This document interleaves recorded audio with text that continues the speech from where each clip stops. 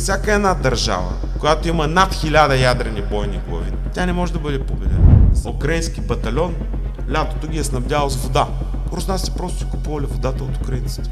Както и украинците си купували някои неща. В тази държава вече, в Украина, ако ти не си на фронта, ти не можеш да си храниш семейството.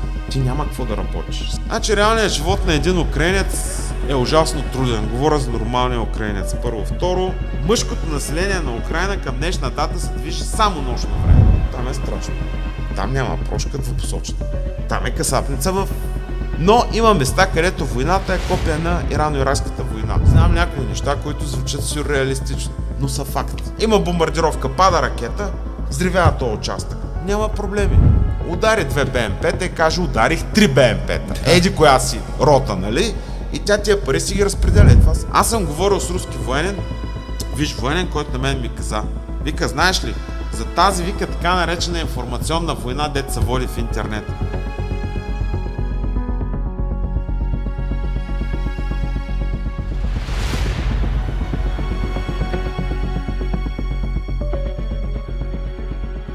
Днес на гости ми е един човек, който е от моята черга. Едни го харесват, други не го харесват. Аз лично го харесвам. Гледал съм го на доста участия негови. Последно го гледах при Карбовски. И много хора от нашите абонати в Patreon отдавна искат да го поканим. Човек, който не си мълчи, открито казва своето мнение и не му пука къде, с кого говори, устоява мнението си, не е от тези либерали, неолиберали, така наречените модерни, и с него най-вече и зато сме нападани, че как да го кажа, не сме от правата вяра, която се налага в момента. Искам да кажа добре дошъл на Тодор Ангелов. Добре дошъл.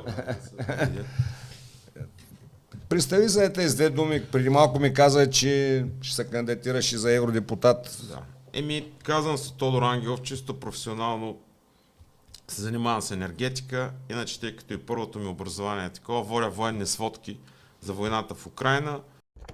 Здравейте, аз съм Тодор Ангелов и вие сте с сводката до 18. Направо ще мина към Украинския фронт. Нещата са както и миналата седмица, като има известно развитие. Например, руснаците са направили пробив в Очеретино. Това е Авдеевския участък и последната им линия, която е на Бердичи Тонинкове. Завършил съм международни икономически отношения и оттам как да кажа, то в началото беше хоби, а вече е чисто професионално. Се занимавам с геополитика. От 4-5 години започнах активно да се занимавам и да водя военни сводки, изобщо да имам телеграм канал и социални мрежи. До тогава изобщо не се занимавах с нещо, просто си гледах бизнеса и кариерата. И по една случайно се наложи, като писах енергийната програма, бяха ме помолили на няколко партии им помагах, чисто като им писах програмата за енергетика, как се намалят цените за тока, защото там нещата са ясни. Цената за тока трябва да е ниска и на фашисти, и на комунисти, и на всички тока трябва да е ефтин, нали? Това е. И като го писах това нещо чисто професионално, и тогава за първ път масово се сблъсках с българина и с народа и просто като видях колко са криви разбиранията, колко опростачено, всичко лошо ми стана. И реално аз тогава влязах направих си канал и първоначално почнах за мои приятели, ние бяхме 50 или 60 човека, да си казвам възгледите и да обяснявам нещата, както аз ги разбирам в геополитически план и в идеологически план. И в един момент това прерасна, стана нещо много голямо и това е в общи линии. Аз сега се кандидатирам за Европарламент. Ма имате организация нещо? Или? Не, имаме си група в Телеграм канала, но и понеже от доста време насам, нали, помагам на пробългарски, пронационално настроени партии, проруски настроени партии, чисто им помагам аз и моята група по всякакъв начин с стачки, демонстрации. Например, участвах в протеста против оръжие за Украина, преди това по изборите сме помагали абсолютно без облаги, без нищо, просто им помагам. И в един момент реших, че виждайки какво се случва, как се случва и цялата система, виждайки, че трябва да се кандидатирам за Европарламент след 5-6 години работа по социални мрежи и такава помощ. И веднага казвам защо се кандидатирам за Европарламента. Защото на мен крайната ми цел е да се създаде една, ама наистина българска, про-българска, националистическа и протекционистична партия, която ще поставя нашия интерес, нашите стоки на първо място, ще работи плътно и тясно с Русия и с Европа до толкова, доколкото да може да се търгува, да се продава и така нататък, но нищо повече. И да се ликвидират всички вредни влияния. Но за да направиш ти една партия, на теб ти трябва финансиране, на теб ти трябва постоянно финансиране в големи размери, иначе какво се получава? Аз съм виждал много партии, които се създават, в един момент финансирането, и то чита ви хубави партии от хубави хора, в един момент финансирането свършва и партията угасва. На теб ти трябва постоянен ресурс от пари. 5, 10, 15 хиляди евро всеки божи месец, да може да я захраниш тази партия, да можеш да й създадеш условия тя да участва в изборите. Аз този ресурс го виждам да дойде от Европарламента. Най-просто казано, те ще си платят за една партия, която ще работи против тях. От твоята заплата ще поддържаш партията. Те ли да го разбереш? Да, тя е достатъчно голяма и това е начина да не бъдеш зависим от никой. Защото това е скъпо удоволствие политиката. Някой си мисли, че е ефтино, напротив, това е много скъпо удоволствие. И ако ти нямаш постоянен финансов ресурс да издържиш няколко избори, т.е. 2, 3, 4 години нон-стоп, ти трябва да го поискаш от някой. Като го поискаш от някой, ти влизаш в зависимости. И като влезеш в зависимости, цялата ти идеология отива в канала. Защото ти просто ставаш зависим човек. Това е едната причина. Втората причина е, че аз съм категорично против всичко това, което в момента се случва в Европа. Като се започне от ЛГБТ, зелена сделка и така нататък, говорил съм, писал съм, няма да се повтарям.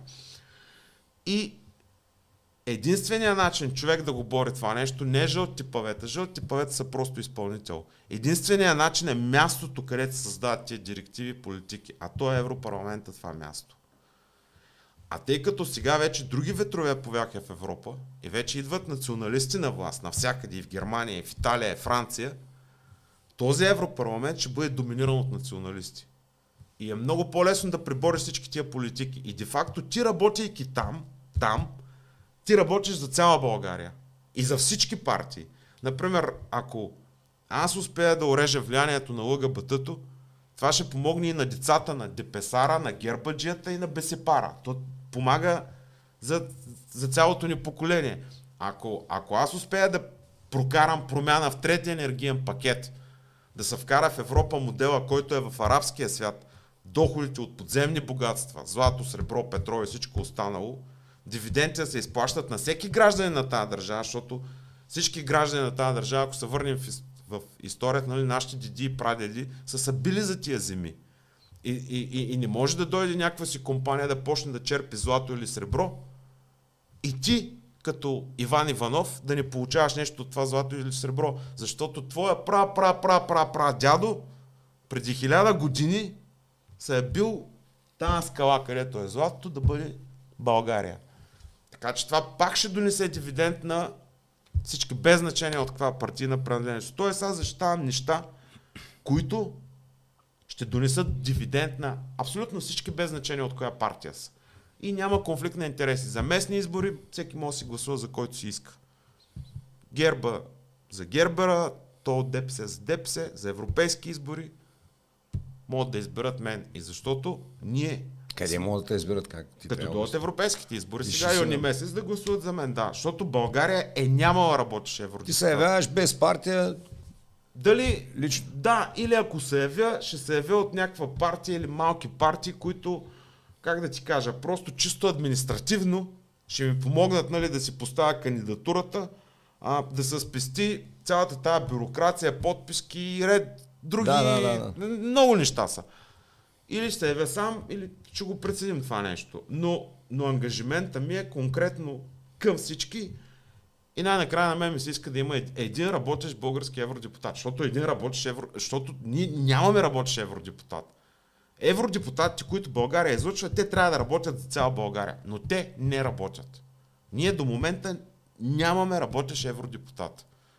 А евродепутата може да направи много неща. Работеш, не иска да кажеш да работи за България. За него си работи, ама За България По не. принцип да работи. Бе, какво ще я направи? Ако ще я направи нещо за Унгария, се тая, но да се види някакъв резултат Те от работят неговите за себе действия. си, вземат си парите. Да, и това ме е идеята. Още повече фокуса на властта се измества. Българите това не го осъзнават, но вече националните държави нищо не решават. Всичко се решава от Брюксел. Фокуса на властта вече не е тук. Ние по инерция си мислим, че всичко е жълти павета и София. Няма такова нещо. Фокуса се измества към Брюксел и лека по лека ние вървим към федерализация. Но ще го разберат хората, може би малко И по-късно. някой казват пък, че се разпада. Твоето мнение какво е? Евросъюз. Напротив, ние виждаме, че той не се разпада, а упорито върви към федерализация. И упорито все повече и повече хора влизат в еврозоната и Европейската централна банка придобива все по-голяма власт. Така че аз не го виждам това разпадане. То всъщност това е най-големия страх. Русия да ни приключи Украйна. Защото ще даде импулс и тогава ще тръгнат тия движения за разпад. Затова се държат войната. Те. Естествено, те затова на Украйна в момента са и дали повече помощ, колкото е целият план Маршал за след военно възстановяване на Европа след Втората световна война. Защото просто ги е страх, че това е вододела. И той не е само вододела за разпадането на Европа, той е цивилизационен вододел. Защото от една страна стои цивилизация, от другата стои антицивилизация. От коя е цивилизация? Цивилизацията в момента, това е БРИКС. Това е Русия и страните от БРИКС. Като Китай, не искам да влизаме в тази тема, няма да не стигне времето. Да речем, че е особен случай, казал съм го. Но това е цивилизация. Другото е антицивилизация. Не може зелена сделка, персонални матрици, ЛГБТ, чипиране, транскомунизъм, това е сатанизъм. Това е антицивилизация. И за тези, които изповядват антицивилизацията, за тях най-важното нещо е хората да не виждат алтернатива. Да кажат, то навсякъде е така. Като ви кажат, задължително се вакцинирайте, да кажат, ето цял свят се вакцинирате, да кажеш, то цял свят се вакцинира. Като кажат, задължително си бийте хормони на вашето 6 годишно дете, за да стане безполов и да си избере пола, ти да не виждаш алтернатива. А когато Русия победи и когато това всичкото нещо се премахне, защото там забраниха и ЛГБТ-то и всичко останало, когато се види, че на тази антицивилизация, която идва, има и цивилизация, има и БРИКС, това вече е избор, това вече пречи на плановете. Именно затова тази война е вододела. Не, че на някой му пука за Украйна, защото не им пука. Нито пък им пука за Русия. Освен това, те не са малумни, те знаят, че Русия не може да бъде победена. И принципно погледнато, всяка една държава, която има над 1000 ядрени бойни глави, над 1000, тя не може да бъде победена. Да се води война срещу такава държава е самоубийство, защото тя ще завлече всички. Щатите също не могат да бъдат победени, ако не знам как е там ситуацията, защото беше плачевна с ядрената им триада. Дай Боже, имат над 1000 функциониращи ядрени. Но имат. Имат, да предположим, Забела че имат. Да. Забела имат. Така че аз съм реалист, те също не могат да бъдат победени. Те ще завлекат целия свят със себе си. Китай също, нали? Има държави, които е абсолютно малумно да си мислиш, че можеш да ги победиш. Не можеш да ги победиш. Добре, ме гледахте при Карбовски и нещо много ме направи впечатление. Ти си бил на фронта. Да. Там. И ми направи впечатление, че руснаци и украинци без фашистските такова не са точно врагове.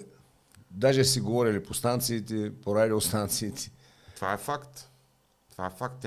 Те не са врагове. Те си говорят по радиостанции. Даже има ред случаи, които, как да ти кажа, те са покриват и от двете страни, в които не просто си говорят, те си помежду си търгуват. Даже знам за случай под Изюм, защото говорих с заместник командира, където от срещния украински батальон лятото ги е снабдял с вода. Защото за да чакат водата им отнема, тя е много тежка логистика на фронта, им отнема над 3-4 часа. Руснаците просто си купували водата от украинците. Както и украинците си купували някои неща. Говорим за нормални батальони от нормално призовани хора. Конкретният случай е било тероборона на ДНР, т.е. батальон на ДНР от работници, най-просто казано и доброволци, срещу украинска тероборона. Т.е. хора, които са отшли там, за да взимат пари, те искат да взимат пари, защото тук има един много циничен момент, който не се осъзнава. В тази държава вече, в Украйна, ако ти не си на фронта, ти не можеш да си храниш семейството. Ти няма какво да работиш. В смисъл, местата са заети, работните места най-добро. Там промишленост практически липсва, услуги, нали, в този смисъл липсват. Така че ти като си на фронта, поне си осигуряваш поминъка. И фронта става един вид като начин на препитание.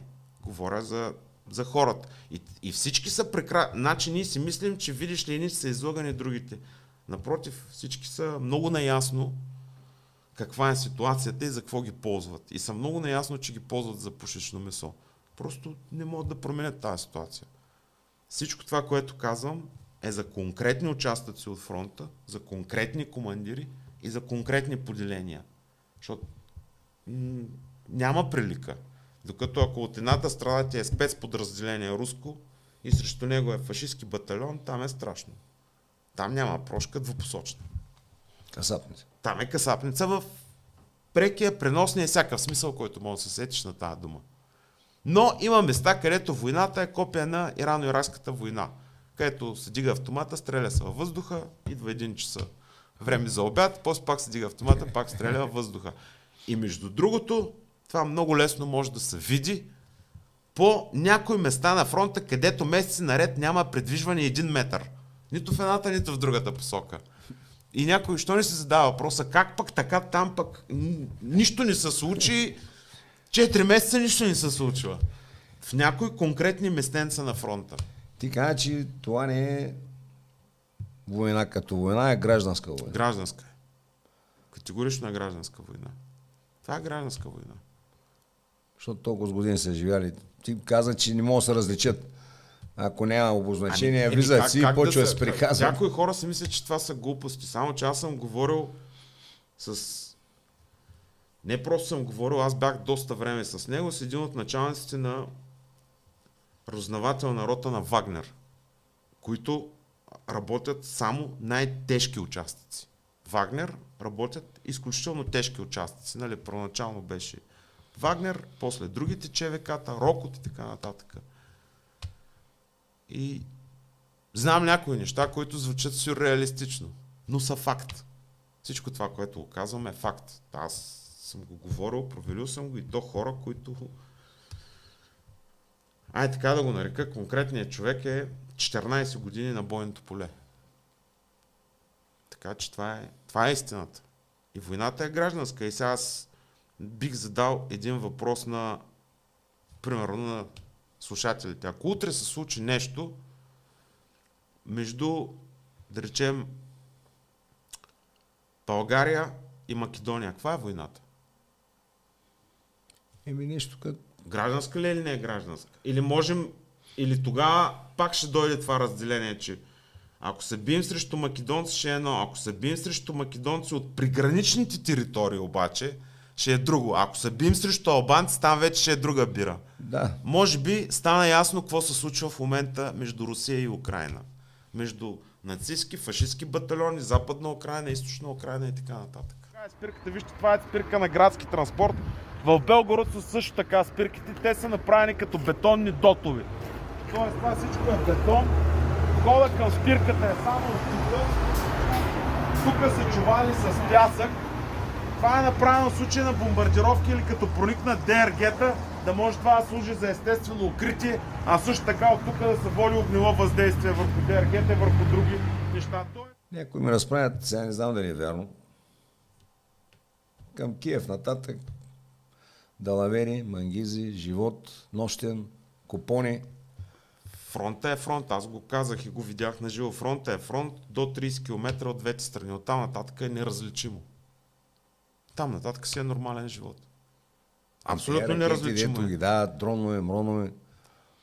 Те стават част от пейзажа. Това, между другото, и на мен ми се случи, като бях в Донецк, в града, в самия град, където няма фронт.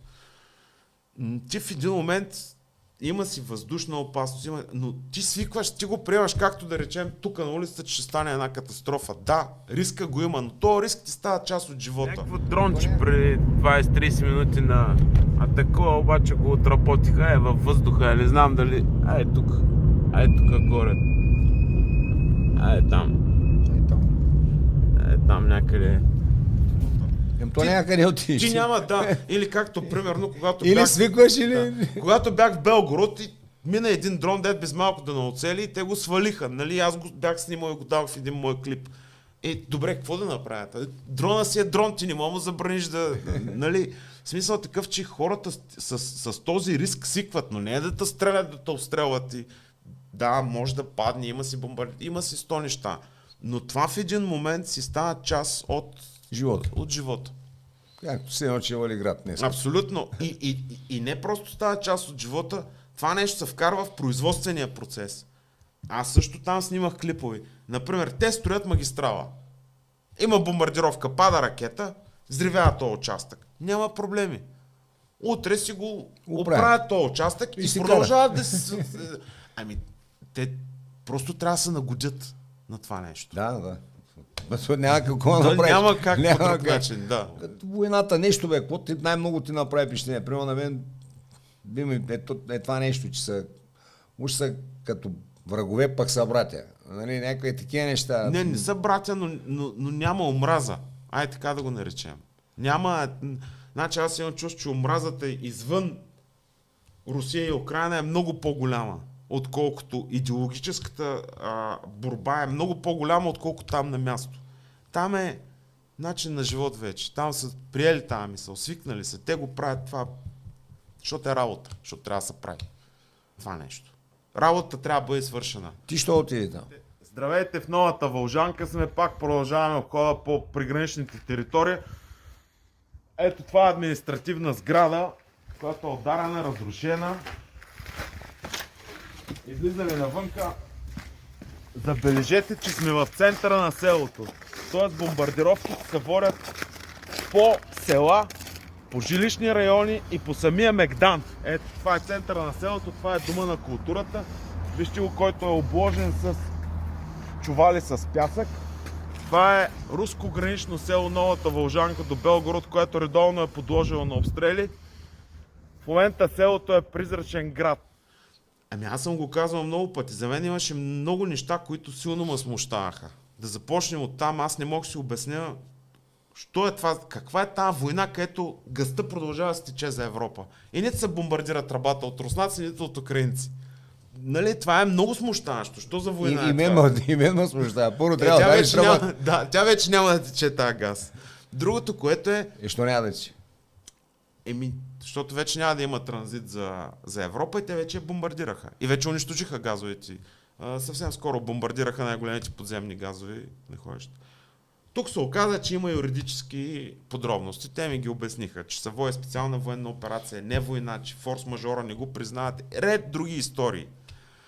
Също ме притеснява, също не мога да се обясня факта, защо не се бомбардират ЖП, тунели, всичко. Защо? И защо по границата буквално не смляха всичко? С границата разбрах. Има си чисто прагматични, логистични причини това да не се прави. Третото, което е, аз все пак като чета за тия жертви, като виждам тази унищожена техника, на мен ми изглеждаше малко преувеличено цялото това нещо. Малко като фантасмагория, защото не може стотици хиляди, както, нали, 3000, 4, 5, 10 хиляди бойни машини, нали, половин милион от едната страна, половин милион от другата страна, то това е конфликт съизмерен с Втората световна война, нали? А пак казвам, а от друга страна живота върви. И от друга страна аз имам и приятели, руснаци и украинци и виждам, че наистина барове и дискотеки са пълни. И те са много. Аз не мога да ти кажа. Много въпроси имаше в мен. И техниката, те ли беше или? Ми оказа, че всичко е така. Че всичко си е вярно. Да, и техниката и наистина са в огромни количества се унищожава. Фронтът е огромен и всичко си е така. Няма измама в това нещо.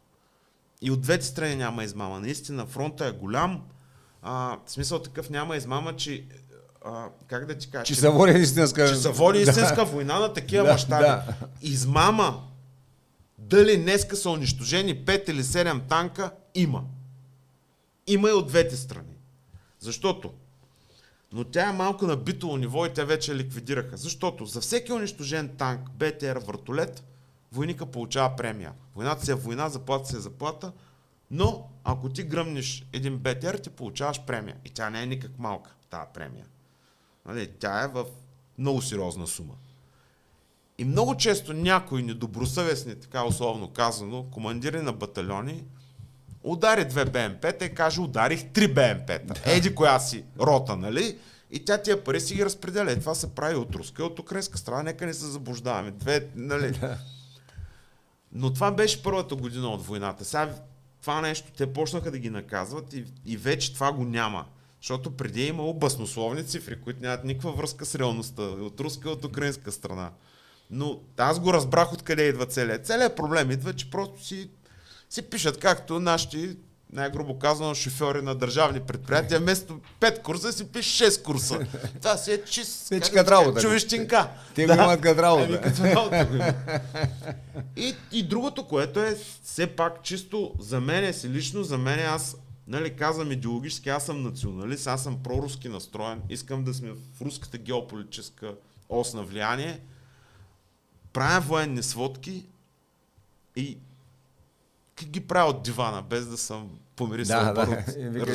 Някакси не е окей. Трябва да съм го видял това нещо, за да имам най-малкото, което е аз да имам самочувствие да го правя и да речем тия, които ми слушат сводките, моите слушатели, нали, утре, като срещнат и спорят с на Бай Иван Евроатлантика и моят слушател да му каже, какъв е твой Байван, бе? Моя беше на фронта, а твоя кой е? Примерно, нали? От тук вече започва Авдеевка, укреп района на Авдеевка, от тук напред. Все още се чуват гърмежи, вървят боеве. И вече сме, както се казва, вече сме тук, на първа линия. Шегувам се. Но той е факт. Факт, да. И сега хората на действието, аз тях уважавам. Не дете само анализи правят. Значи, ти си отишъл и си видял. Да, не е само... а и чисто идеологически, защото все пак аз имам някакви убеждения. Как се доказват тия убеждения? Те се доказват чрез дела. Тук имаме едни въпроси, пич, от нашите абонати в Patreon, които са малко по-така. И мога тук цветущо да ви обясниш за ЛГБТ и Q+, защото се увеличава, за другите всички неща и пак казвам, хората ще разберат къде могат да гласуват за теб. В твоя телеграм канал ние ще го оставим. Ти там ще водиш. Да знаят нашите хора къде да търсят и ако те харесват да гласуват за теб. Да, значи, който споделя, аз това казвам, който споделя моите убеждения, виждания да гласува за мен. Но има важен момент. Аз всичко това, което го правя, аз реално го правя, сега то е клиширано за България. И не аз. Целта на нашите евродепутати, всичките тия години, от как сме членове на Евросъюза, целта на нашия евродепутат е, независимо от коя партия е избран, той като направи нещо, то да е за цяла България, не за партията. Но ние сме нямали работещи евродепутати. Сега ти каза, че го направим по руския начин. Да, по руския начин. Ти ще четеш и на въпросите и ще отговаряш. Започвам. Чакай се. Байвес, ще те нагласи, вече аз съм махам, ти си почваш, ти си.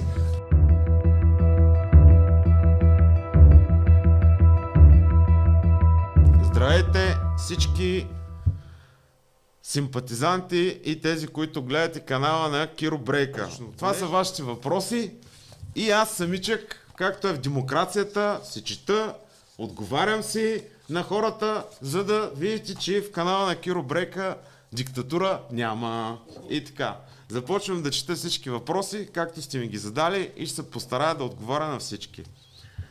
Мартин Белешков и още няколко човека питат: има ли противобългарски настроения сред руснаците? Чувстват ли се обидени от нас?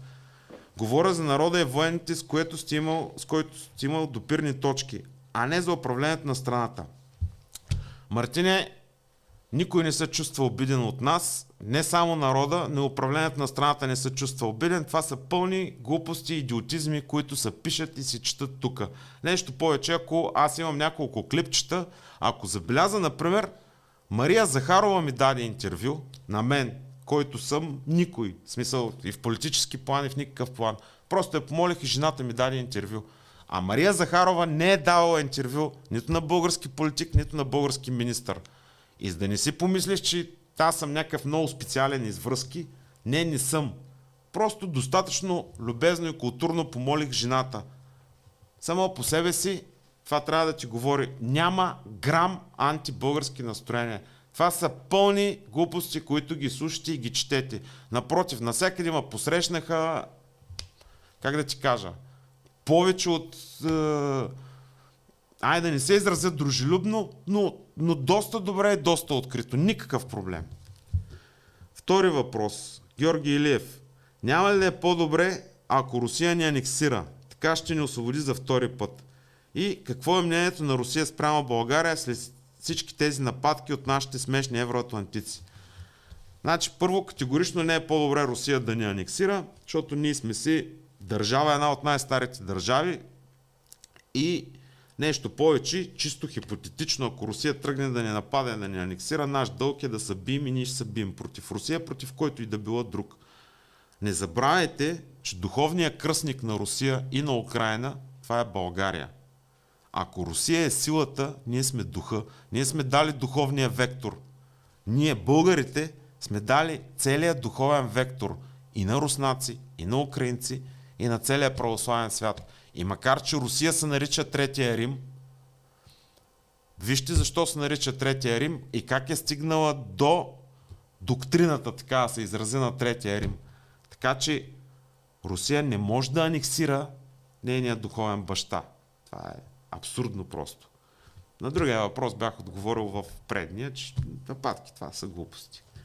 Иван. Здравейте, искам да попитам госта ви, според него дали ще се пращат български войници в Украйна, как вижда развитието на българо-руските отношения, ако Русия постигне целите си за СВО. Български войници в Украйна могат да се плащат и дори сега. Начините са два. Или отиваш там доброволно и воюваш. Било на украинска страна, било на руска, няма никакъв проблем. Може да станеш, може да се запишеш и да се биш към който си искаш.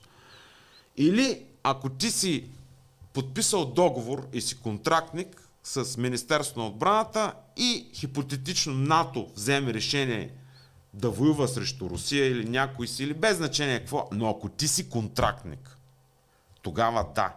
А иначе да има мобилизация, да те пратят, това е абсурдно. Това противоречи първо на всички норми и закони и второ, дори да вкарат такъв малумен закон, че да можеш да мобилизираш български гражданин и да го пращаш да воюва извън територията на България, забележи, което означава цялото ни право да го фанат, да го фърлят в канала и да пренапишат всичко наново. И Конституцията българската и всички права. Но дори така да стане, ти спокойно мога да им теглиш една майна. Най-лошото, което може да ти се случи, е съд. Да те накажат със съд. Но там нататък вече като първа присъда тя ще е условна, а и като половината българско население, като каже, я чао майната ви, тогава какво ще стане? Така че, с думи прости, няма никакъв шанс да пратят някой насилствено. Всички приказки за мобилизация, това е просто за да вътровят, това са приказки за наивници. Значи има 1 милион юридически причини и още 2 милиона граждански причини и инструменти, по които могат да се защитите. Това не го мислете изобщо. Стефан Борисов. Как са създадени така наречените нацисти в Украйна и с каква цел? Това е много дълъг въпрос. Има един такъв черен хумор, че между Русия и Украйна да се воюва е национален спорт. Още в началото на века, още 18-та година и така нататък, когато белите са колили червените, зелените. Може да го гледате. Има един друг филм, който се казва Тихия Дон. Има и роман на Шолохов Тихия Дон. Това е един много стар и врящ конфликт. Той тръгва още откакто Богдан Хмелницки присъединява така наречената Украйна към Русия. И национализма там не е от вчера. И не е създаден от Америка. И не е създаден... Той дори бих казал, че е толкова стар, колкото и Америка. И не е създаден от никой. Това си е едно врящо гнездо. Това е болен въпрос. Просто американците го използваха това нещо, което е развито още в теорията на Бжежински, който едно време беше написал в неговата стратегия, че ако трябва да се воюват или да се дразнят руснаците, трябва да се използва Украйна. Това го има още в стратегията на Бжежински преди повече от 30-40 години. Така че тия неща, които ги цитирах, ги почетете и ще ви стане ясно от кой, как, къде и защо са създадени нацистите. Но това не е нещо от оня ден, от преди 10 и от преди 20 години. Тук говорим за над 100 годишна история, която винаги си е имал. Валери Чакърски. Извинявам се, ако на някой му прочете името грешно, не е нарочно, просто са написани на латиница, както е от чата и затова. Как така в Украйна няма снаряди, след като в България и всички други марионетки на САЩ военните за воли работят денонощно за Украйна? Нещо не е както трябва. Напротив, всичко е както трябва. Както казах и аз, много хора не осъзнават мащабите на конфликта. Конфликтът е огромен. И това е война на артилеристи. Там се изстрелват огромно количество снаряди. Само за сравнение ще ви кажа, че фронтовата линия е 100 000 квадратни километра. Територията на България е горе-долу толкова, 111 000 квадратни километра. Цялото това нещо е осеяно с оръдие. Цялото това нещо стреля, първо. Второ, такъв мащабен конфликт е нямало след Втората световна война насам. Докато снаряда не е стока, която се търси ежедневно. И трето, там снарядите се хабят с такава огромна скорост, че наличните производствени мощности, говоря за НАТО, които са в момента, изобщо не смогват да, не смогват да удовлетворят това търсене. Защото трябва да сте наясно с едно нещо. Докато в Русия, Северна Корея, в Иран, в Китай, по-голямата част от ВПК-то, да ни кажа дори почти целия, той е държавен. Там има планова икономика. Тоест държавата, ако види най-просто казано, че има снаряден глад, хоп, утре решава, строи още един завод или инвестира и почват да се произвежда снаряди. Докато западният военно-промишлен комплекс, той е частен. Ти частника не можеш тук така да го накараш днеска да прави 2 снаряда, от утре да прави 3 снаряда. Първо той трябва да знае, че има пазар, второ трябва да знае, че тия снаряди ще продължат да му ги купуват и четвърто най-вече. Какво като му дареш заявки за милиони снаряди? Нали той първо трябва да вкара милиарди долари, да разшири завода и тогава да почне да ги произвежда. Тоест той трябва да има гаранция, че този завод ще му се изкупи, а не той ще направи този завод, ще вземе парите, които ти си му дал заявки за снаряди и утре като си възвърне инвестицията няма да спечели нищо, защото войната ще свърши. Тук нещата имат и политическо, и финансово измерение. И начина, по който работят военно-промишлените комплекси, както казах, на Русия, Иран, ако щете, Корея, Китай и така нататък, и военно-промишлените комплекси на Запада. И снаряда е стока, която до вчера не беше търсена. Така че всичко си е окей. Действително има снаряден глад. И действително е много сериозен. Така.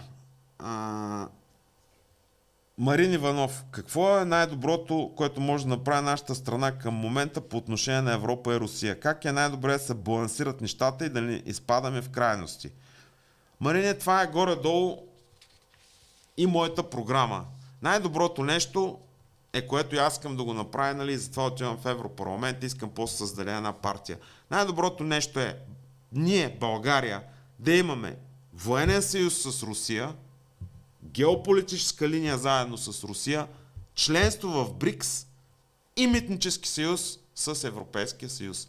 Тоест, да можем да си ходим свободно в Европа, да търгуваме свободно с Европа или според нашите митнически тарифи, защото аз не искам да търгувам свободно и да си вкарвам европейски домати. Напротив, искам такова метод да им сложа, че да не мога да се вкара един европейски домат, защото искам българските да бъдат изнесени. Това е нашия интерес. Военен съюз с Русия, членство в БРИКС и да търгуваме с Европа и да им взимаме парите. Това е най-доброто, най-балансираното.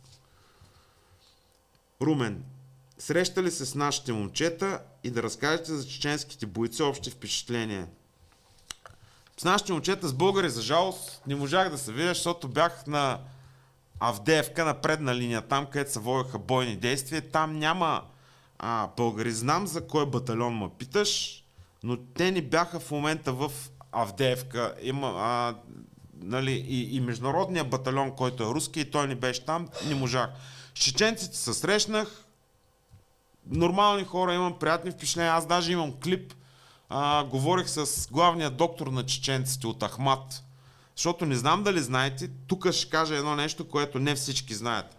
Чеченците или така наречения Ахмат, батальон Ахмат, всъщност той е разделен на две. Едното е Ахмат, а другото е Международния Ахмат. Тоест, там се набират доброволци от цял свят. Така че има разлика между чеченския Ахмат и Международния Ахмат. И сега там някои твърдят, но това е войнишки фолклор, че дори Международния Ахмат бил по-добър от чеченския. Сега колко е истина, колко не знам. На мен ми направиха добро впечатление, абсолютно нормално впечатление, така че няма какво повече да кажа. Много приятни, добри хора, готини, смисъл, без суперлативи, без да ги, нали, да ги омъжавам. Всичко си е окей с тях.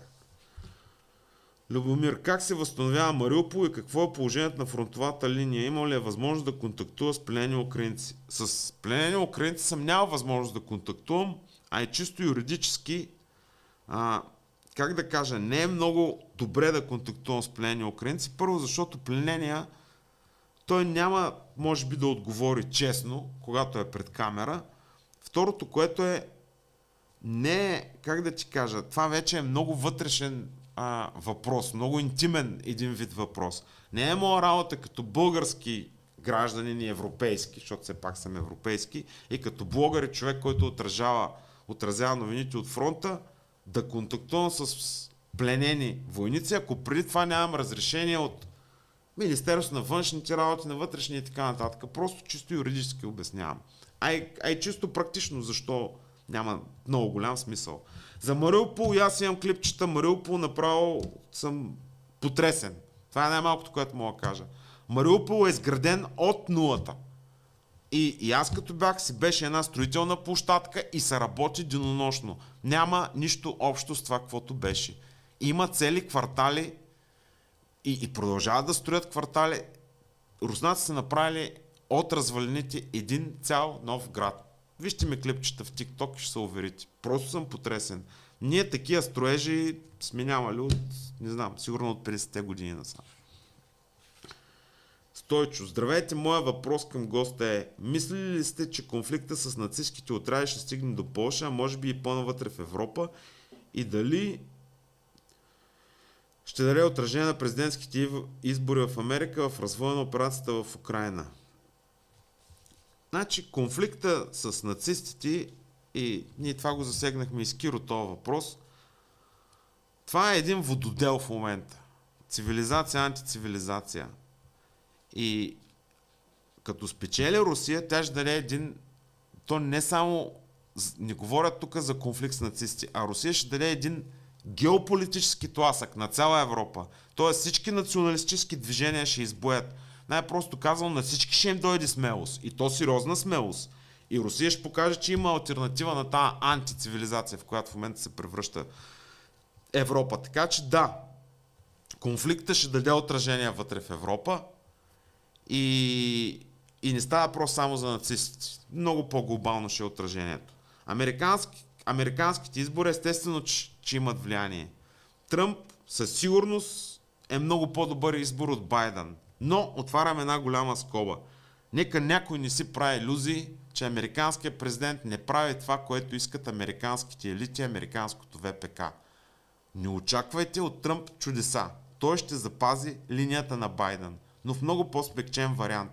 И ще ви дам прост пример. Орбан, който уж е най-проруския политик и уж води самостоятелна политика и така нататък и така нататък. Дори Орбан гласува 12 пакета санкции срещу Русия. Дори Орбан му е забранен транзита на стоки, дори той директно не търгува с Русия. Да, има дерогации, има това, има това.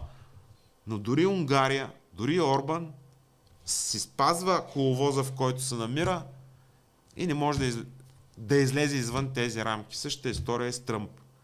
Колкото и да ви изглежда на месия и на спасител, това няма да се случи. има си един американски коловоз, има си едни американски интереси, които нямат нищо общо с говоренето. Има си интерес на американския елит, които са насочени строго срещу Русия и това така и ще се остане. Така, Николай Даскалов, как би коментирал приетата вчера в Американския сенат нова финансова дотация заем към Украина от близо 61 милиарда долара? Коментарите на Пентагона бяха, че първите оръжия от нея ще пристигнат в период между 7 и 10 дни, а чиста финансова част от нея почти веднага. Как ще повлияе според него това на случващо се във фронта? Николай, аз може би дадох отчасти отговор на този въпрос, предишния ми въпрос. Както казах, американския елит си има свои интереси и те си против Русия. А сега конкретно за тази помощ. Аз в моя канал съм дал разбивка на помощта. От тези 61 милиарда долара за оръжие, конкретно за оръжие за Украина са 14 милиарда. Тези 14 милиарда, както сочи практиката до момента и както показа американския одит, и заради което пратиха и сенатори в Украина, раздели ги на 3. 14 на 3, 5. Значи до фронта ще стигнат 5 милиарда. Останалите ще изчезнат. Поне до момента е така. До момента на всеки 100 долара, 30 долара стигат до фронта. Другите изчезват. Корупция, препродажби, подкупи и то двупосочни. И в Щатите, и в Украина, където си пожелаеш. Така че ето, четем 61 милиарда, но 14 за оръжие. Оттам между 5 и 7. Това е капка в морето. Това е едно нищо. Как ще повлияе? По никакъв начин няма да повлияе. Нула, зиро. По никакъв начин. Единственото, което ще постигнат руснаците е, че ще раздразнят, украинците е, че ще раздразнят още повече руснаците. Защото те ще получат ракети Атакамс. Те не могат да повлияят на общо войсковия бой тези ракети, нито да променят линията на фронта. Защо? Как? Това всеки ден го казвам в военните сводки. Но тези ракети могат да ударят жилищни блокове, могат да ударят летища, могат да ударят язовир, могат да ударят централа, т.е. могат да направят терористични удари. Да, могат и ще ги направят, аз съм убеден. Включително могат да ударят по моста в Крим. И това просто ще изкара извън равновесие руснаците, ще ги издразни. Жестоко. И то не руските военни. Те са достатъчно хладнокръвни. Говоря за руското общество. Така че да, с тези пари стигат само за терор. С думи прости, за нищо друго. Но да измени линията на фронта и за общо войскови бой, никакъв шанс. Кремена Димирова. Много огън има в това момче, благодаря Кремена, обаче ми се струва, че трябва да не е сам в битката. На кои обществени патриоти симпатизира, макар че всеки си има трески за дялане. Аз честно казвам не съм мислил, че ще водя някаква битка, просто така се получиха нещата. Както казах, аз това го направих за себе си, направих го за мои приятели, в един момент стигнах там, където стигнах. Знаеш ли, в бизнеса има една такава максима, едни закони на Мърфи, които са много верни, защото аз идвам от бизнеса. Те се наричат 80-20. Тоест 20% от работата в една Тоест 20% от работещите в една фирма вършат 80% от работата. Същата история в политиката.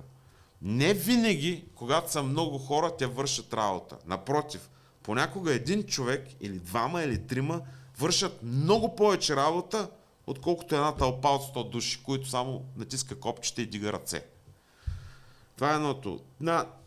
Аз на всички обществени патриоти симпатизирам. Ако някой иска да прави нещо и го е показал с думи и с дела, окей, аз съм за. И включително и сега ходих на срещи, срещах се, правиха се някакви опити за обединение на всички световно неизвестни малки партийки, общественици. Не се получиха по ред обективни, субективни причини, но се надявам, че има някакво такова обединение, иначе на Велизар Енчев симпатизирам, на Добри Божилов, ето казвам ви на които ми идват на първо четене и на ред други, които може би не си ги чувала. И съм твърдо за хора, които им се работи, да се събираме и да работим. Един човек може да бъде познат много лесно по това дали му се работи. Той инвестира две неща. Време и пари. И най-вече собствено време и собствени пари. Нали? Не обществени, не чужди, собствени.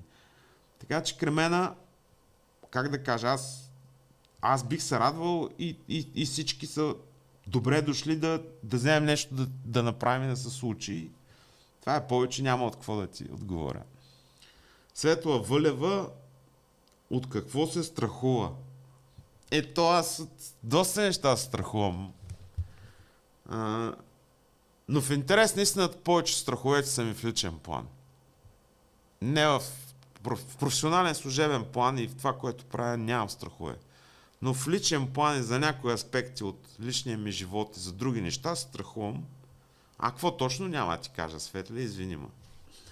Александър, как вижда енергийния сектор на страната след 5 до 10 години? Виждам го много зле в интерес на истината. А ако не се вземат бързи мерки да се построят ядрени мощности и да се построят локални ВЕИ и ВЕЦ мощности, ние много отдавна от нетен износител на електроенергия станахме нетен вносител. Не знам дали знаете, но от няколко години България внася токи от Турция включително. Не винаги, не постоянно. Но много често има случаи, в които турският ток е по-евтин от българския. И ние внасяме от Турция.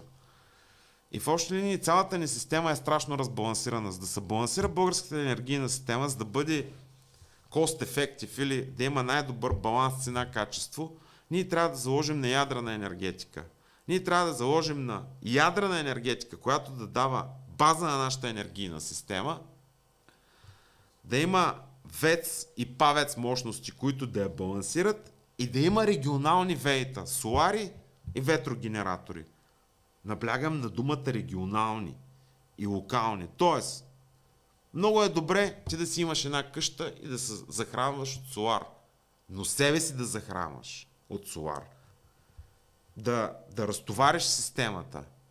Нали? Не да се прави спекулативна цел, не да се загробят 500 декара земя и така нататък и така нататък. А когато базата ти е ядрена, когато ти имаш ядрена енергетика като база, знаете ли, ядрената енергетика има едно много важно качество. Тя дава сигурност и суверенитет на държавата. И като отпаден продукт прави ток. Запомнете го това нещо. Ядрената централа е един вид като ядрена бомба. Държава, която има ядрена енергетика, това е развита държава. Тя е елемент от националната сигурност. И тази държава, преди някой да я нападне, ще се замисли няколко пъти. Не случайно руснаците, като започна конфликта с Украйна, първо се насочиха към ядрените централи, а още повече това са и руски централи. Тоест, ядрената енергетика ти дава суверенитет и прави ток. И то е евтин ток. Така че трябва да има ядрена енергетика на базово ниво. Пак казвам, ВЕЦ и ПАВЕЦ да балансират системата и за милиони домакинства да си имат местни фотоволтаици, ветропаркови и така нататък и така нататък. Това е най-перфектният вариант и ще бъдем тотално обезпечени. Така ги виждам. А след 5 до 10 години, ако продължава с това безумие, което е сега, може би ще станем нетен вносител на ток, а може и да не станем, защото просто няма да има България производство и тока ще не стига. Евросъюза ще разсипи всичко. Няма да има производство, няма да има земеделие. Ще бъдем една страна, която ще се държи само на услуги. Може да бъдем населени с неоварвари. Така че, мога да ни трябва ток. ВП. От всички алтернативни политики в интернет пространството, кои усещате най-близо до вашите разбирания? Има ли такива? Ако има, бихте ли ги последвали в един момент? Алтернативни политики. Мен не ме интересуват алтернативните политики. Мен ме интересуват прагматичните политики. Аз съм правил цял живот бизнес, съм правил цял живот кариера. И съм страшен прагматик. Мен ме интересува, изповядвам няколко простички максими. Първо, един български политик трябва да взима пари от всякъде и тези пари да влизат в България. Първо. Второ, той трябва да прави българина по-богат.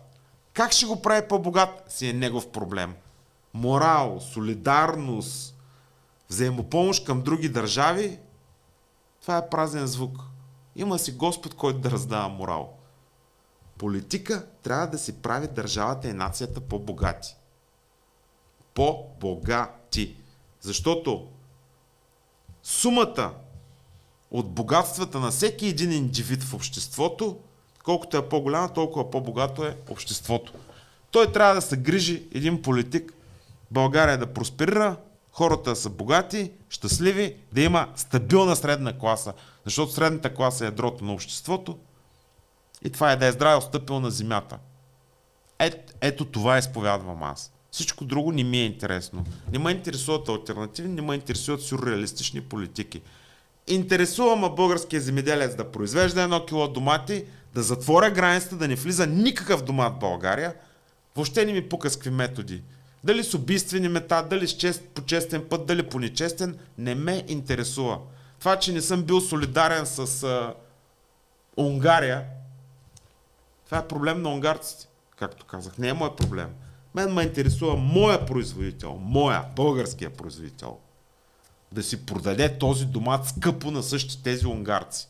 А не обратното, унгарец да ми продаде на мен домата скъпо. Надявам се, разбрахте моята визия каква е. Христо, здравейте. Фен съм на Тодор Ангелов, дълго време слушам всичко, което говори. Благодаря ти, Христо, в Телеграм. Той също може да се присъедини към групата на военните експерти, като полковник Марков. Умен, образован, силно мотивиран за промяна в системата и политиката на нашата държава. Сега аз не знам, защо трябва да се присъединявам към някаква група. Примерно, те могат да се присъединят към моята група. Дай да обърнем въпроса, ако ще говорим. Но, нали, това просто ти го вметвам. Неговата идея се препокрива с Евелин и полковник Марков. Нищо общо, изобщо не се покриват идеите. Значи ти не си слушал моите идеи, идеологии, също така не си ги слушал какво говорят те. Трябва трибуна за осветяване на корупционния модел в България на високо ниво, както в Европейския парламент. Корупционният модел е ясен.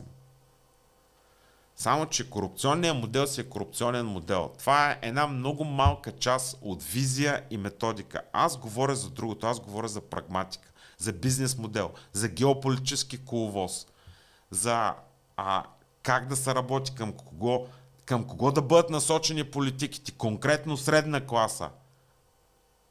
Не най-бедни, натъртвам. Аз съм насочен към средна класа, като приоритет. Не към най-бедните, не към най-богатите. Към средната класа. Тоест, ако представи си, че аз дойда един ден и имам цялата власт. Всичко, което аз правя, ще облагодетелствува повече средната класа. Това не значи, че фана бедните ще ги отрепя или ще ги фърля в канала. Или ще фана богатите и ще ги направя бедни. Не. Това означава, че средната класа при мен ще е най-облагодетелствана. И цялата ми идеология и всичко останало е насочена на там. Такъв е моят бизнес финансов модел и такива са моите политики. Другото, което е, аз имам много силно развита демографска визия, политика и насоченост за децата и за образованието. И ред други неща. Тези неща не се препокриват с Евелин, а полковник Марков дори изобщо не мисли в тая насока. В смисъл, той си мисли, неговата сила е точно в юридически, корупционни и такива неща. Но нашите идеи са различни. От това, което аз съм чел, от което съм слушал, от което съм виждал, нали, при тях. Тодор Ангелов би ли помогнал по някакъв начин, поне за местните избори, със своята голяма аудитория на партия Величие, защото всеки един глас сега за този къс период е от голямо значение. Обединението прави силата. Разбира се.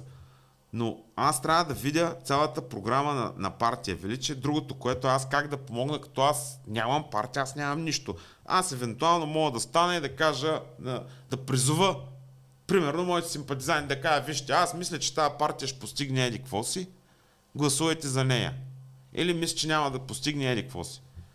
Но искам първо да видя на тази партия Величие какви са нещата. Второ, искам да видя там, категорично, на първи ред написано излизане от Евросъюза, излизане от НАТО, военен съюз с Русия, геополитически руски модел, членство в БРИКС. Като го видя, ще им помогна. Ако не го видя, ще ги отпиша изобщо. Мисля, че станах ясен. Откъде познава Николай Малинов?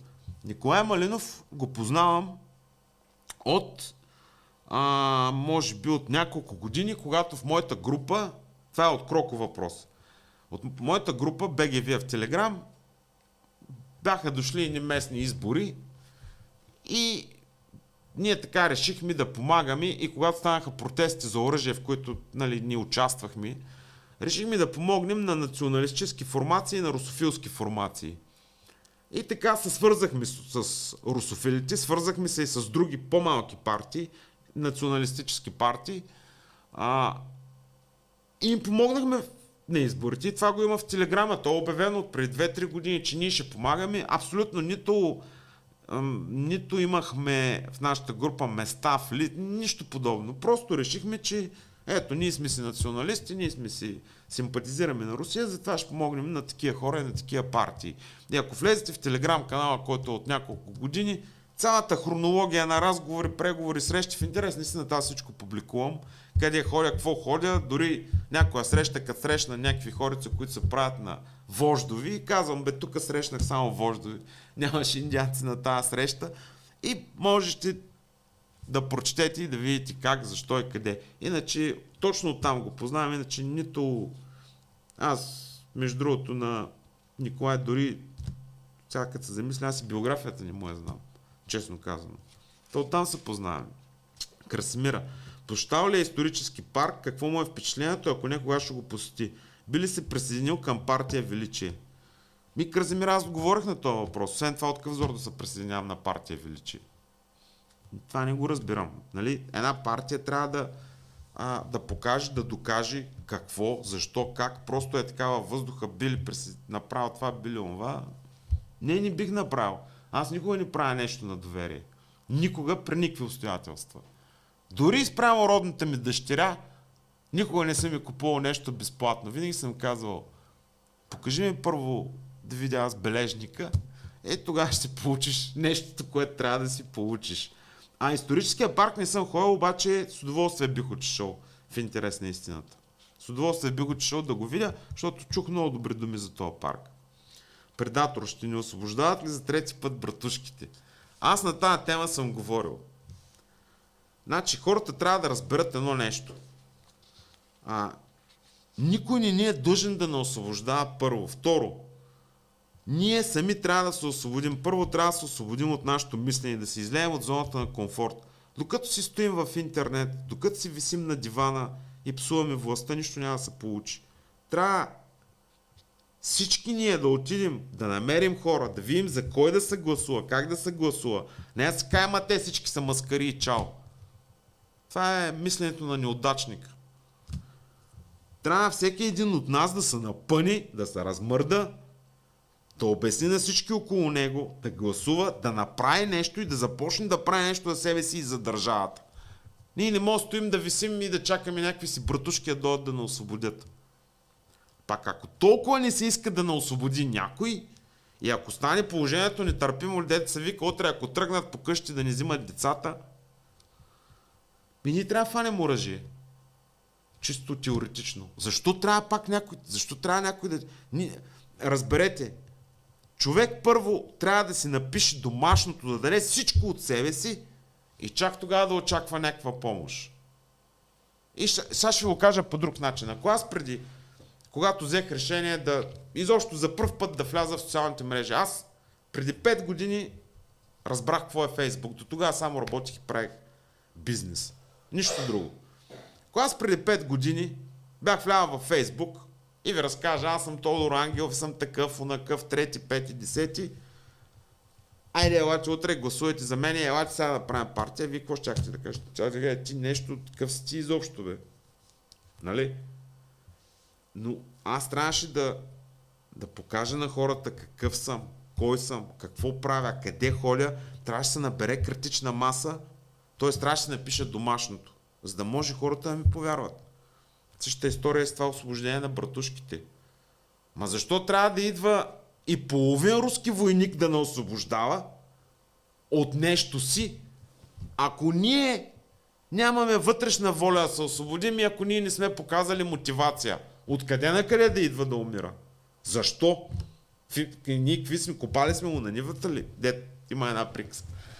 Така че това е много неправилен въпрос. По-правилният въпрос би бил Ще ни освобождават ли за трети път братушките, ако ние сме се изчерпали, направили сме всичко, вдигнали сме революция, гражданска война и сме на предела. Както е в момента ситуацията, примерно с Украина. Макар че е много крив примера. Това е моето мнение. Линимир Здравков. Здравейте! Истина ли е, че в Русия учат, че те създали кирилицата за основоположници на православното християнство в славянския свят? Благодаря. Не, това са пълни глупости. Партенки, пропаганда и така нататък. Хикс. Може ли да се вярва на Путин? Уж света се разделя на две, но дигитализацията и дигиталните пари на двата полюса си вървят паралелно, което ме кара да си мисля, че и двата полюса се кланят на едно място. Сега, това е интересен въпрос и отговорът е много дълъг, аз ще се опитам да го направя кратък.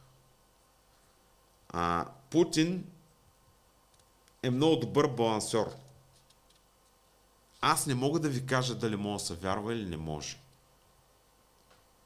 Обаче, мога да ви кажа, че вие особено голям избор нямате. Така че или вярвате на Путин, или по-добре са гръмните. Защото освен него няма друг. В смисъл, тук няма избор. Това е излишен въпрос. Не е въпроса може ли. Въпросът е дай Боже да стане така, както на нас не се иска. И сега за успокоение на всички, защото може би този мой отговор ги фърля в ужас, ще кажа, че по всичко изглежда, че може да се вярва и от това, което аз видях, силоваците са на власт вече в Русия. И Русия тръгва по имперски път на развитие. И тук има един момент за глобализма, който трябва да го знаете. Да, света се разделя на две. Обаче и глобалистите се разделят на две.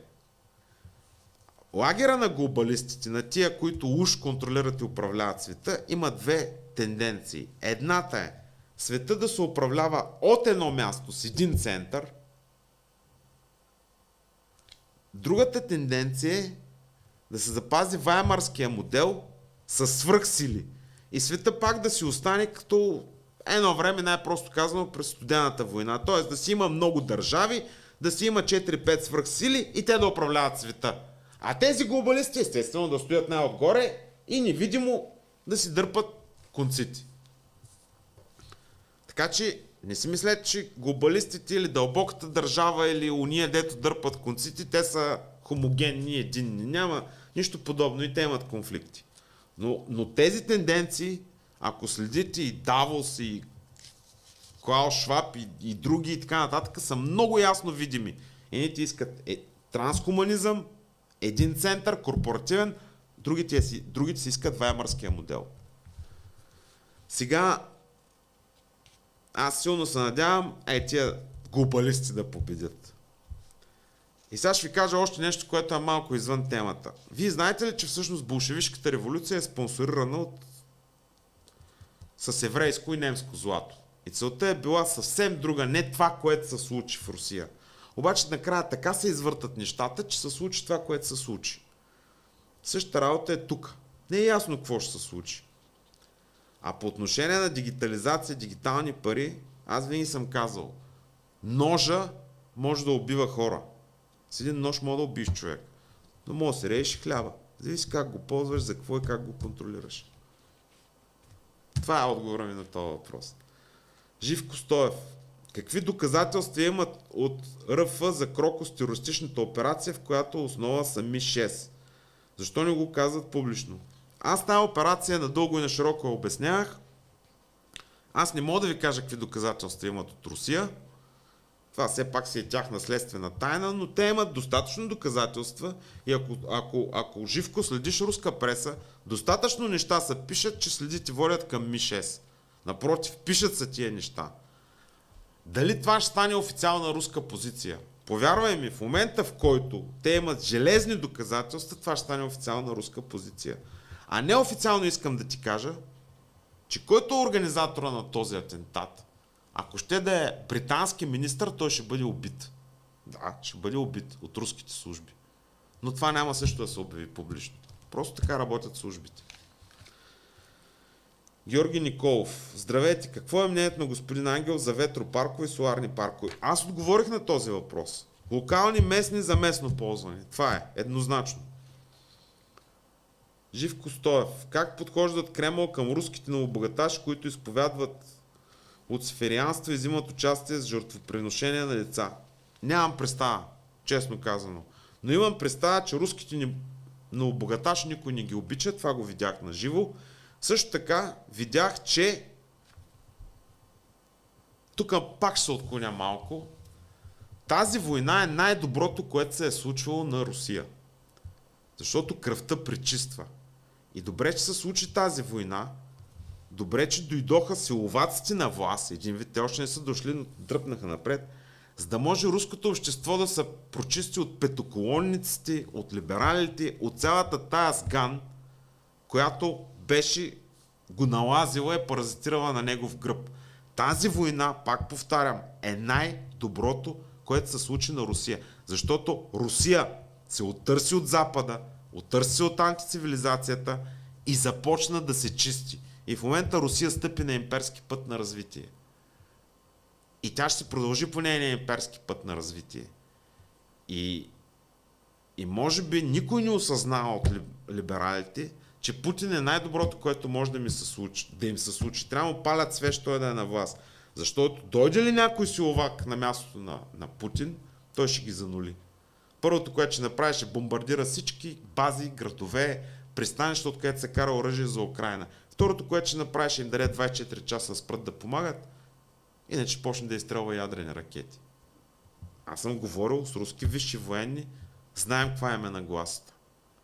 Така че те трябва да палят свеж на Путин и да се молят да е жив и здрав. Но богаташите преди имаха власт, вече нямат власт. Вече става мръсна дума да си новобогаташ, да си олигарх и така нататък в Русия. Сега, от 3 години насам. Ренета Петрова. Господин Ангелов, считате ли, че България ще тръгне към прогрес? Считам, Рени. Тя вече е тръгнала към прогрес. Обаче ние, понеже живеем тук, не го виждаме. Например, в България тази свинщина, която се твори в Западна Европа, няма. Няма я. Тези тълпи от НРО варвари ги няма. Тази опадъчност, наркомания и всичко останало, което там направо е на талази, тук я няма. Единственото отрицателно качество в момента на България, единственото е, че народа е беден. Друго няма. Просто няма. И сега ще дам пример. Например, Ренат. Представи си, че от България махнеш бедността. Както е сега към днешна дата, но изведнъж рязко хората станат 3 пъти по-богати. Представяш си, знаеш какво ще стане? Ние ще бъдем страната мечта, всички ще искат да идват тук. Ако всеки един от българите, всички пенсионери станат 3 до 5 пъти по-богати, аз затова казах, че моята основна цел е да правя българина по-богат. Защото ние нямаме други недостатъци. В момента, като държава. Не визирам политиците, не визирам това, че крадат. Винаги, значи, те винаги ще си крадат, винаги ще се назначават любовници. Нали? Това някой, ако ви каже, че няма как се случи. Всички сме хора, всички правим грешки. Такива неща ще има винаги, във всеки строй, всяко време. Но глобално, ако гледаме глобално държавата, единственият недостатък е, че сме прекалено бедни. За мен друг няма. Но това също е породено от бедността, че българката не ражда деца. Защото българката е депресирана, отчаяна, разглезена, също така. Нека не отричаме факта, че българската жена, а преди това момиче, много се е повярвала, че е много красива, знаеща, е можеща, а новото поколение нито са знаещи, нито са можещи, пък ако продължават да ползват с такава страст всякакви козметични и фризьорски интервенции, и за красотата може да се поспори, но има какво да се работи в това направление. Нали? Това е като една примило като закачка и като скоба. Но това е за мен основният въпрос. Да се ликвидира бедността и да се дигне демографията. Демографията. Оттам нататък всичко ще си дойде на място. Живко Стоев. Разполагат ли руските разузнавачи с информация за трафика на деца от военни територии на Украйна? С тяхната съдба за секс, роби, затворени в мази и подземия за ритуалното им мъчение, жертвоприношение и останалите им, с които се търгува донорство на органи към официални болнични заведения. Живко, аз тази тема, едно, че не съм запознат дълбочина, второ ми е откровено противна. и не искам да коментирам, но ще ти кажа нещо. Руснаците знаят всичко. Абсолютно всичко до стотинка. И всеки ще бъде изловен и ще бъде наказан. Аз съм говорил с руски военен, виж военен, който на мен ми каза, вика, знаеш ли, за тази, вика, така наречена информационна война, дето се води в интернет. Ние, вика, знаем местата на всички украински сървъри. И явни, и тайни. И GPS координатите. Ако на нас не разрешат, можем в рамките на 4 часа Украйна да изчезне като информационно присъствие от интернет. Обаче, за съжаление, не могат. Защото някои от удари ще доведат до цивилни жертви, други до нещо, трети до еди какво си. Така че бъди сигурен, че руснаците знаят всичко и бъди сигурен, че всеки ще се получи каквото е заслужил. Това ти го гарантирам. Това го видях там на живо. Виктория Стаменова. Какъв е в момента реалният живот и ден на един украинец в Киев, Днипро? А защо не е в по-малките градове? Какви са опасности? Какво точно се случва? Още ли в центъра на Киев се продават тоалетни хартии с лика на Путин, защото 2019 година имаше на Сергиите? Значи реалният живот на един украинец е ужасно труден. Говоря за нормалния украинец. Първо. Второ, това също е малко черен хумор. Украинците са станали като на филм Underground и вампири и върколаци се движат само нощем. Защо се движат нощем? Заради военкоматите. Това е факт. Мъжкото население на Украйна към днешна дата се движи само нощно време.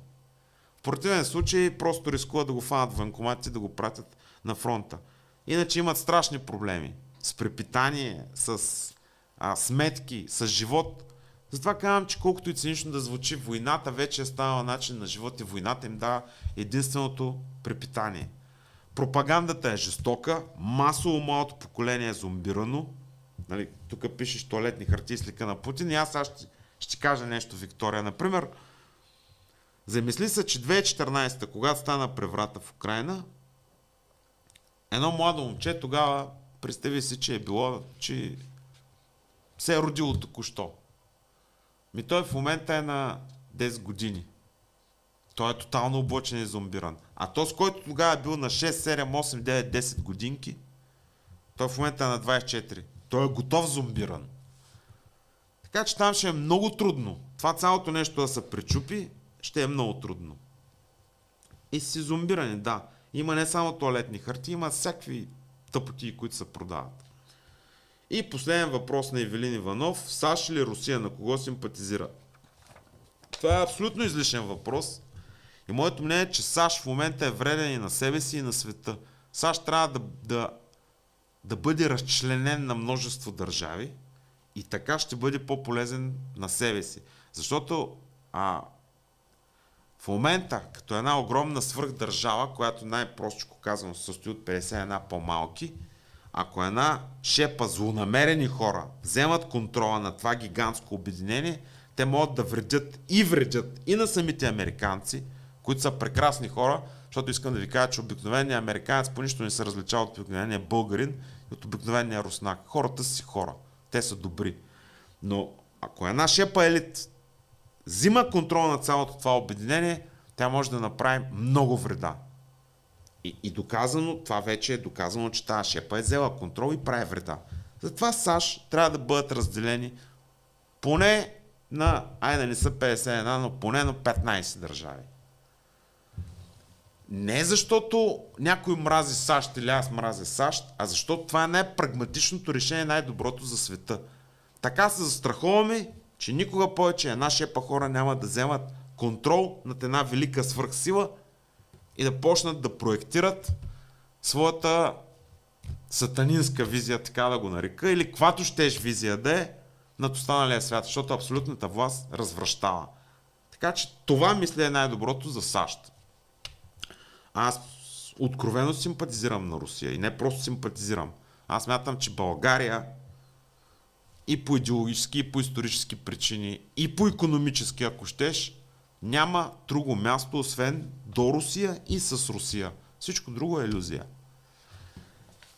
Това е, надявам се, че отговорих на всички ваши въпроси по най-така демократичен и открит начин. Благодаря на Киро, че ме покани.